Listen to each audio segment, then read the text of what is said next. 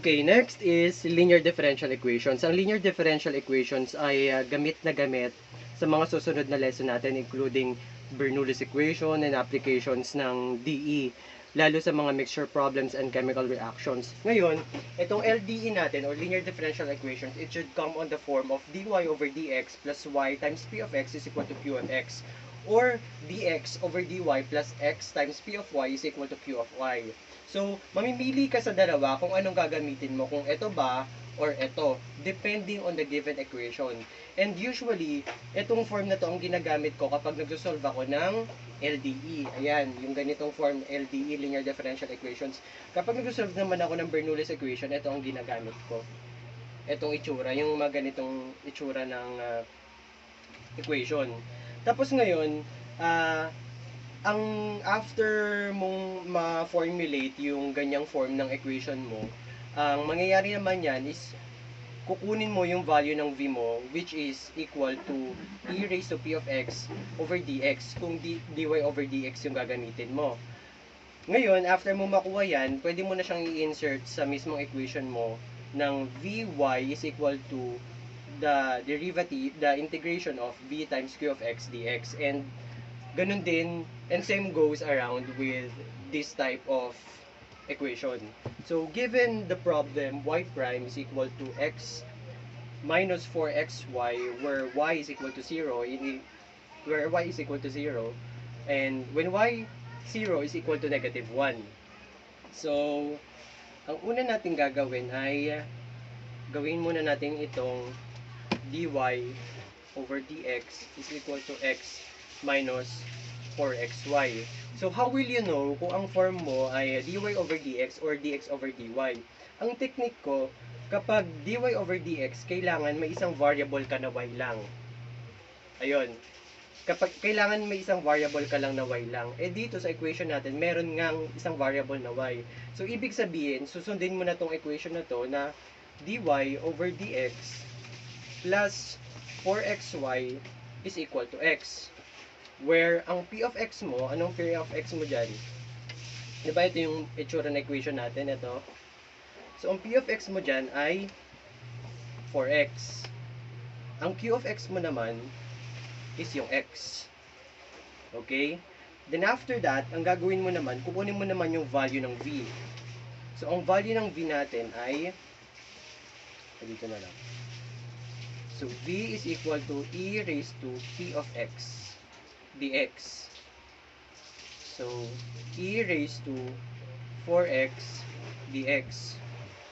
O, pwede natin sabihin na ang e natin ay, ang v natin ay equal sa 2x squared.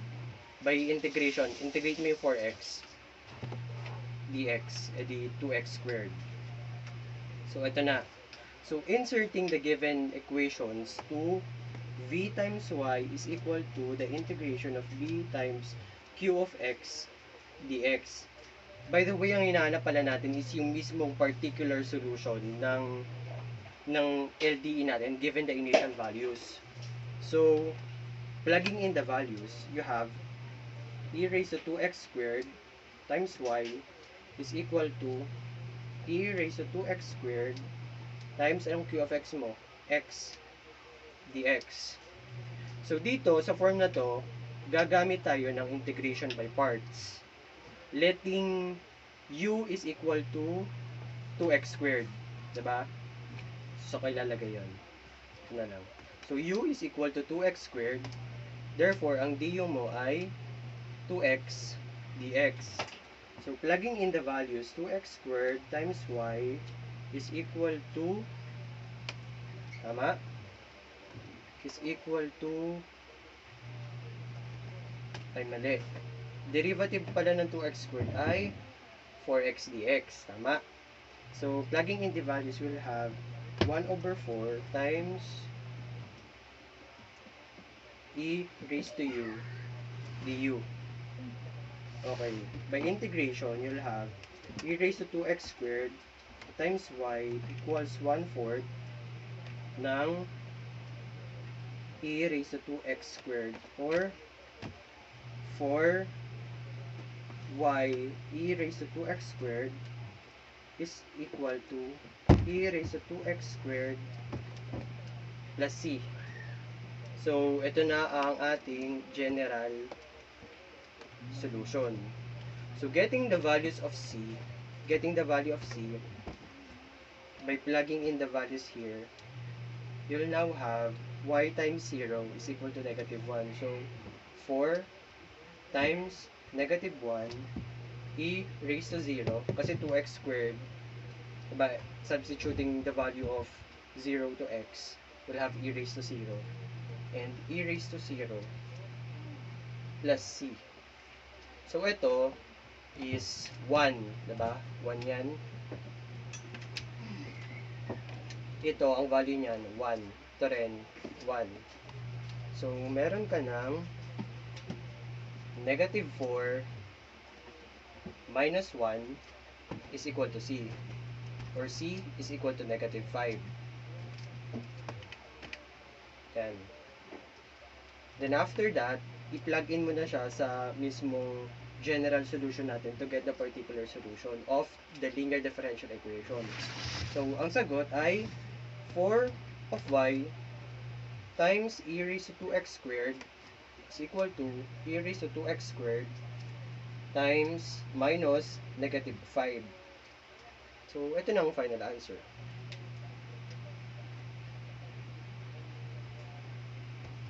Problem number 2, we have dy plus the quantity of y cotangent x minus cosecant x closed quantity dx equals 0.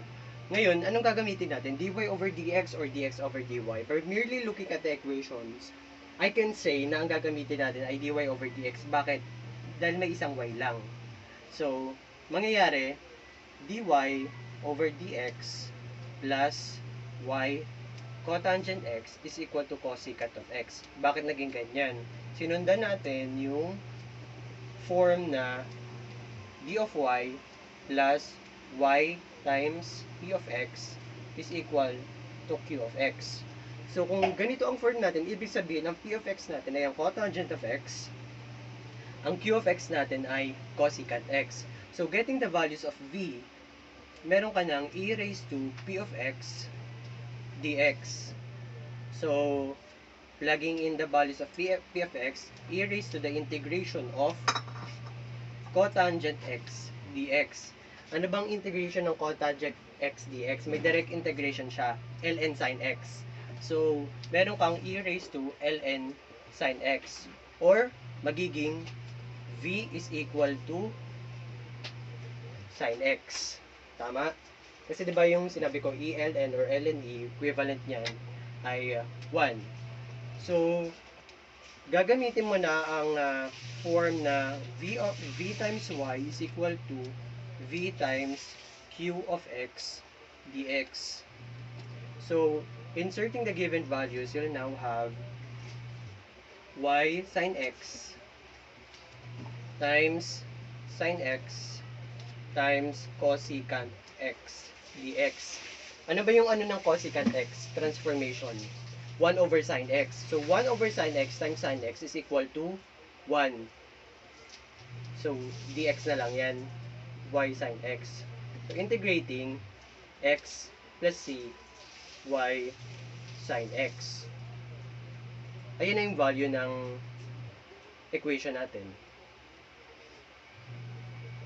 At kung gusto mo pa siyang i-simplify, pwede naman. Paano yun? By dividing both sides by 1 over sin x. So, ito, y na lang.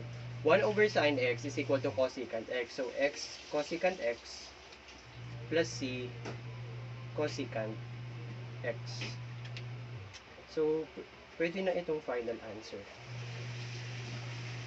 So, sa problem number 3, meron kang equation na sin alpha plus 4 times the quantity of beta cosine alpha minus 2 cosecant alpha closed quantity times d alpha over d beta is equal to 0, where beta of 0 is equal to 1. So, hinahanap mo yung linear differential equations, yung particular solutions ng LDE mo, ng linear differential equation. So, anong gagamitin mo?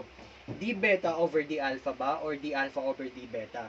So, by merely looking at the equations, meron kang beta, and it stands alone. So, ibig sabihin, ang gagamitin ng muna form ay d beta over d alpha, following yung form ng LDE natin. So, paano yun?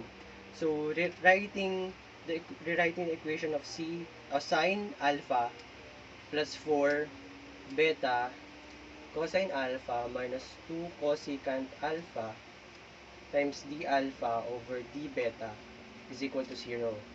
So, gagawin ko para makapag-produce ako ng d beta over d alpha is kailangan mag-multiply ako both sides ng d beta over sine alpha.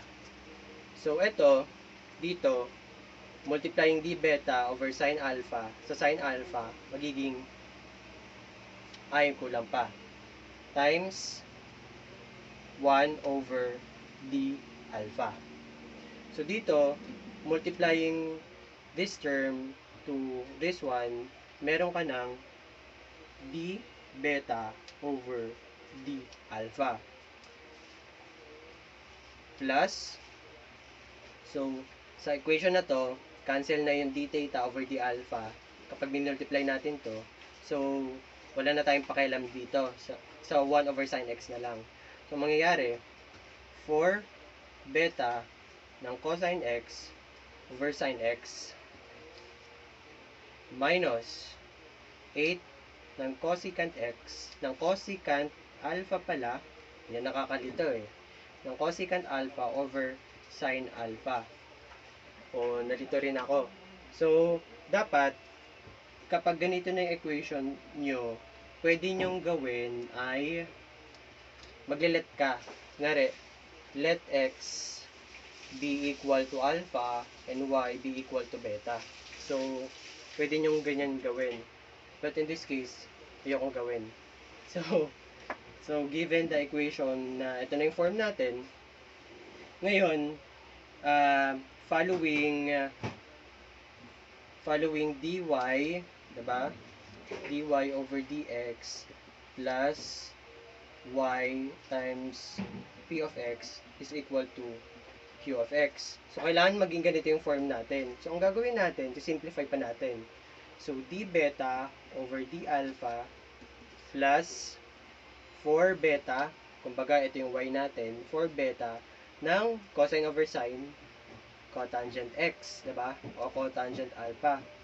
Cotangent alpha is equal to, transpose natin para makuha natin q of x, is equal to 8 over sine, 1 over sine x is equal to cosecant x. So, 8 times cosecant square alpha. So, dito, ito na yung LDE form natin. So, ang next na step naman ay kukunin natin yung value ng V.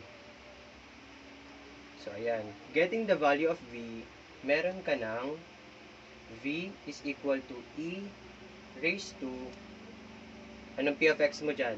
Yung cotangent X, diba? 4 cotangent X. Ay, 4 cotangent alpha. So, 4 cotangent alpha d alpha. So, by integrating this, meron ka ng e raised to 4 ln ng sine alpha. Or, e raised to ln sine raised to 4 ng alpha. Or, v is equal to sine raised to 4 alpha. Ito na yung mismong isa-substitute natin sa form natin na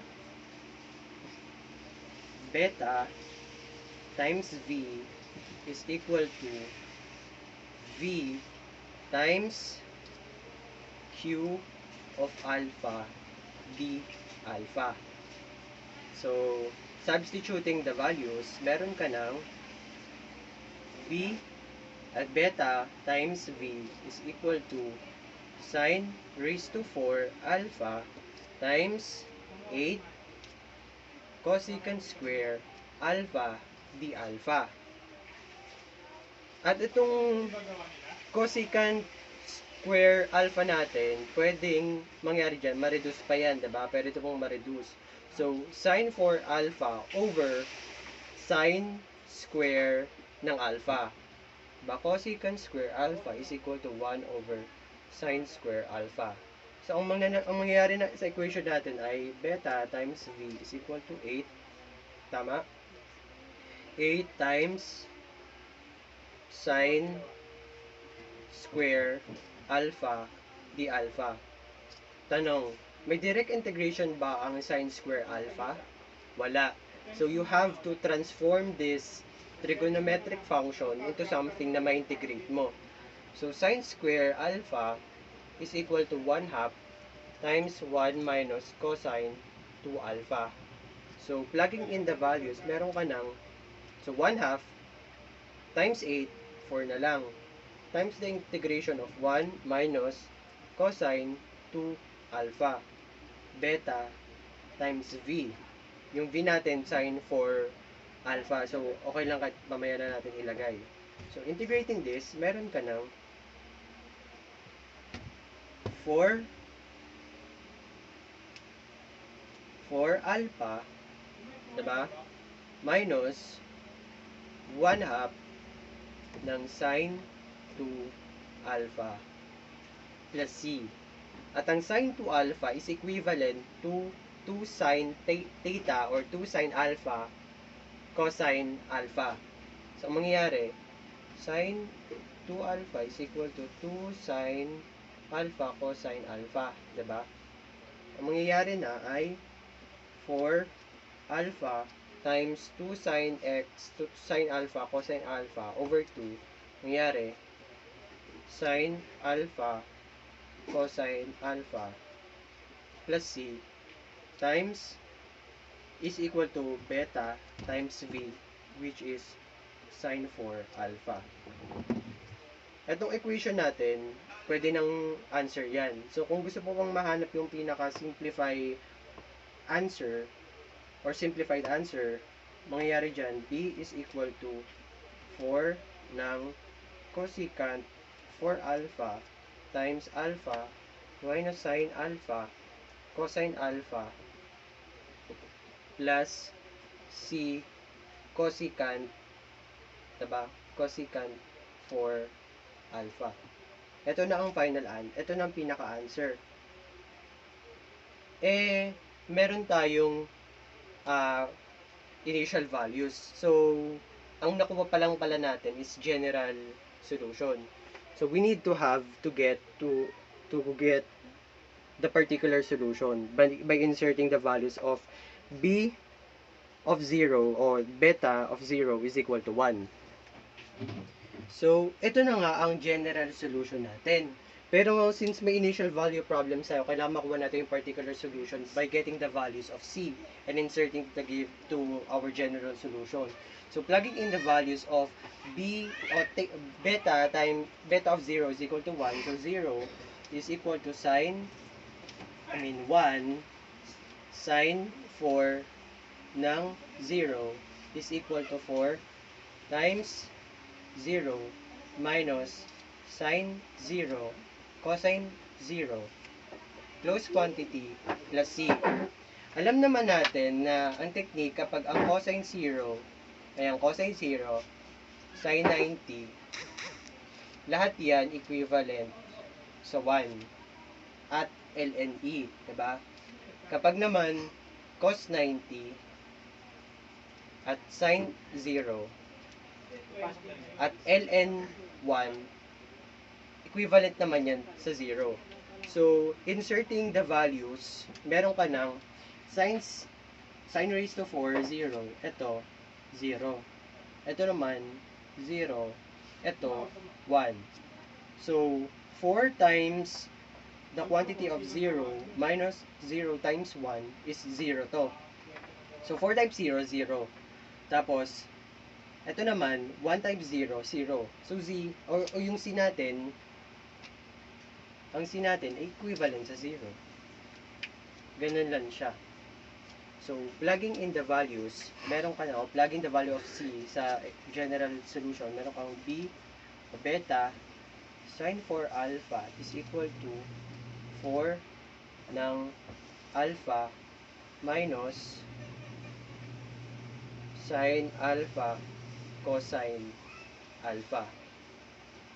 Or beta is equal to 4 ng cosecant 4 alpha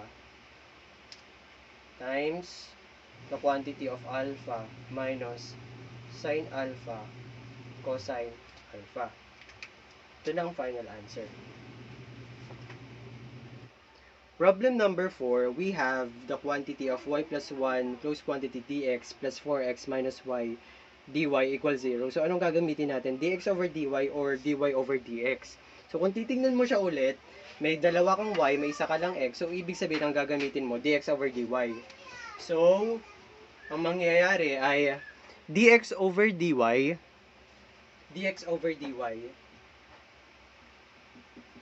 so, dividing this equation by, or multiplying this equation by 1 over dy times y plus 1.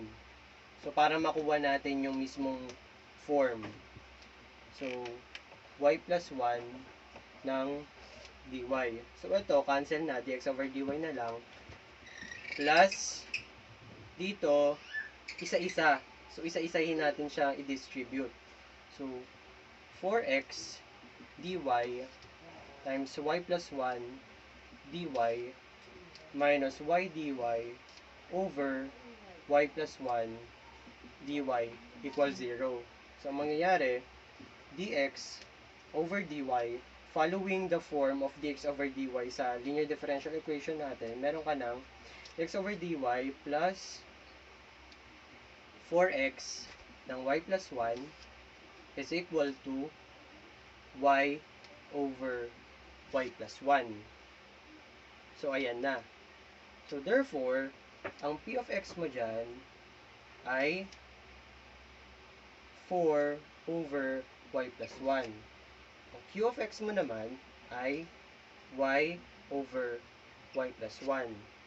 So, getting the value of v, meron ka ng v is equal to e raised to p of y dy. So, e raised to 4 ng dy over y plus 1. dy over y plus 1, ang direct integration yan ay ln y plus 1. So, v is equal to e raised to 4 ln ng y plus 1. Or pwede mong sabihin na ang v mo ay y plus 1 raised to 4. So, ito na. So, following the form of v times x is equal to v times q of y. Mali pala ako nang lagay dito. Q of y to p of y. Yan. So, inserting the given values, meron ka ng y plus 1 raised to 4 times y, mali. Yan. Times y over y plus 1 times dy. V times x. Nangyayari dyan, v is equal to y times y plus 1 raised to 3 dy. Diba?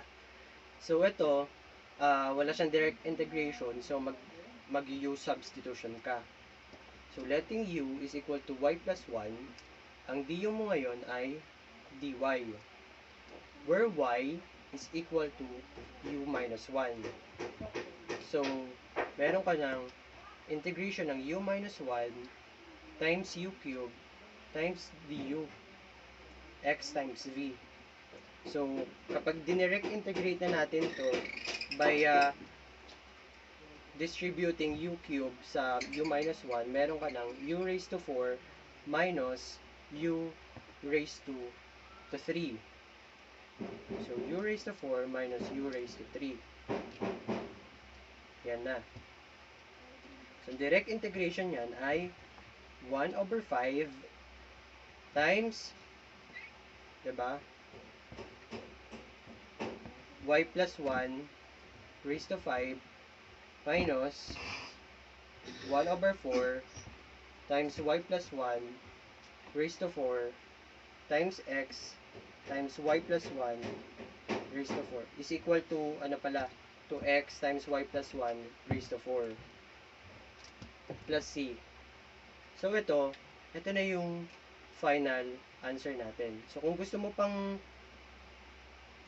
ma-simplify, i-multiply mo na lang both sides by yung LCD ng equation na to. So, ayun. So, dito, ang gagawin mo, ang analysis ko dyan, ang form mo ay dy over dx. So, paano natin gagawin yun? So, gagawin mo, multiplying both sides by 1 over x dx.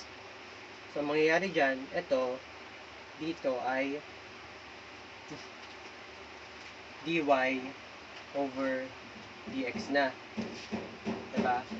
Dito naman, so, cancel na yung dx, meron na lang y over x minus 1 plus y ng cotangent x. So, ayan na yung equation mo. So, mangyayari dyan, dy over dx plus y, diba? Pagsamahin mo tong y times 1 over x plus cotangent x is equal to 1. So, meron ka ng linear differential equation form ng dy over dx. So, pwede mo sabihin na itong p of x mo, ito itong q of x mo. So, integrating v is equal to e raised to p of x dx, meron ka ng e raised to 1 over x plus cotangent x dx. So, dito, sa isahin natin, e raised to ln x plus ln sin x. Pwede mong sabihin na sa law ng logarithm ng exponential, e raised to ln x times e raised to ln sin x or x ng sin x is equal to v. So, ayan na yung magiging form mo.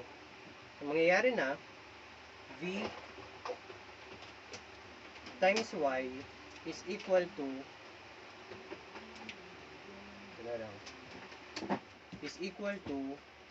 v ng y is equal to v times q of x.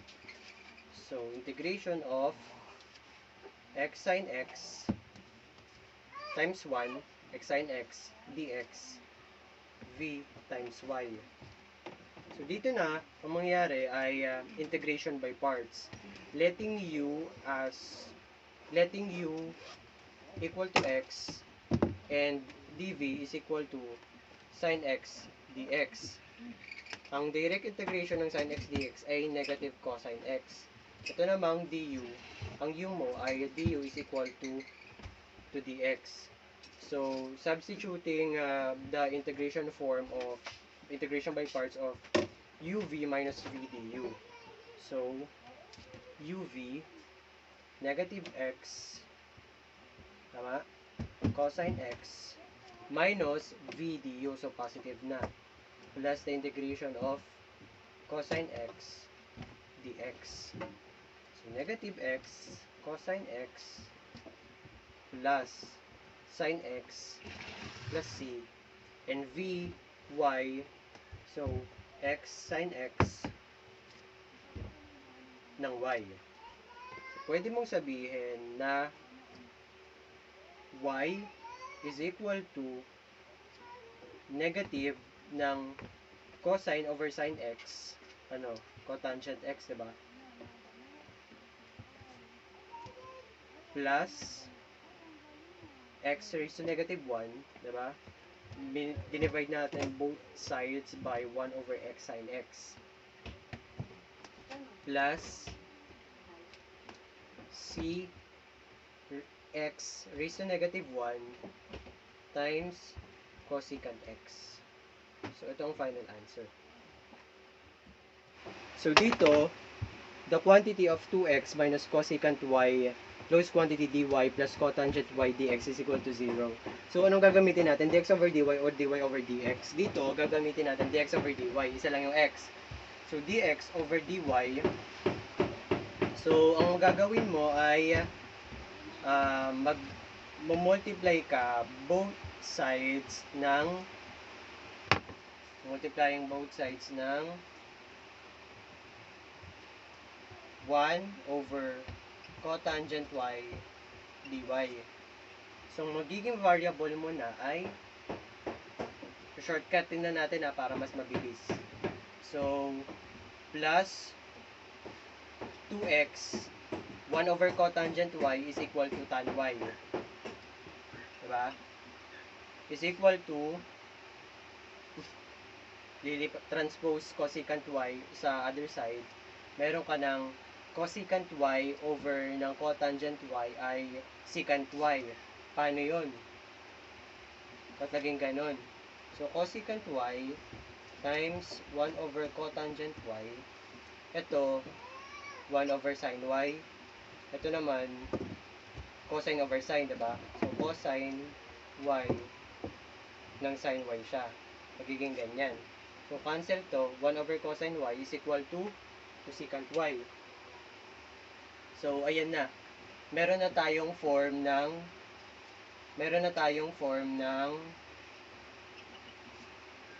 linear differential equation natin with the form of dx over dy. So, ito, p of y.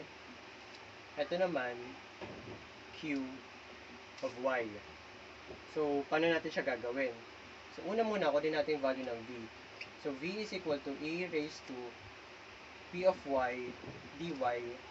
So, mangyayari, e raised to, yan, yung kasama pa pala tong 2. E raised to 2 ng tan y dy. Anong integration ng tan y dy? Ang integration ng tan y dy ay ln secant y. So, e raised to 2 ln secant y. So, pwede mo sabihin na e raised to ln secant square y or v is equal to secant square y. So, meron ka ng form na v times x is equal to v times q of y dy. So, secant square y times secant y ay secant cube y dy. V times x. So, eto, may direct integration to. I mean, susolvin mo to by integration by parts. Pero alam ko na itong secant cube y ay equivalent sa 1/2 ng bracket ng sec tan y plus ln secant y plus tan y. Ayan. Plus c and v times x where v is equal to secant squared y. Secant squared y. So, ang mangyayari naman dyan next ay ito sagot na yan, pero mas gusto ko simplify pa yung answer. Simplified answer pa. So, 1/2 ng secant y tan y plus 1/2 ng ln secant y plus tan y plus c secant squared yx. So, ang gagawin mo dyan is kailangan matitira na lang yung value ng x. So, dividing both sides by 1 over secant squared y, meron kang x is equal to 1/2 ng secant y, diba? Over secant squared y ng tan y plus 1/2 ng cosine squared y. 1 over secant squared y is cosine squared y times ng times ln ng secant y plus tan y plus c cosine squared y. So, mangyayari, x is equal to 1/2 ng sin y plus 1/2 ng ln secant y